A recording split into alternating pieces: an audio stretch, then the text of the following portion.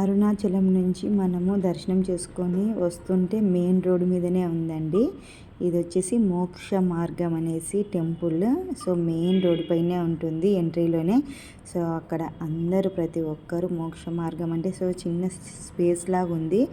ఆ ప్లేస్లో నుంచి మనం బయటికి రావాలంటే ఎవరు మనల్ని బయటికి లాగకూడదంట, వాళ్ళంతకు వాళ్ళే బయటికి రావాలి అంటున్నారు పూజారి అక్కడ. సో మా బిడ్డు, మా తమ్ముని భార్య అందరూ ట్రై చేశారు. మా తమ్ముని భార్య చూడండి, తను లావుగా ఉన్న ఈజీగా అంటే అలా రావడం వల్లనే మోక్షం దొరుకుతుందంట.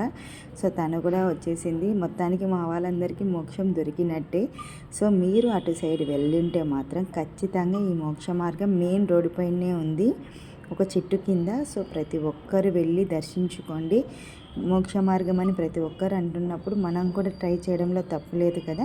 సో ట్రై చేయండి, మోక్ష మార్గాన్ని దర్శించుకోండి అందరూ, ప్రతి ఒక్కరు కూడా అటు సైడ్ వెళ్తే.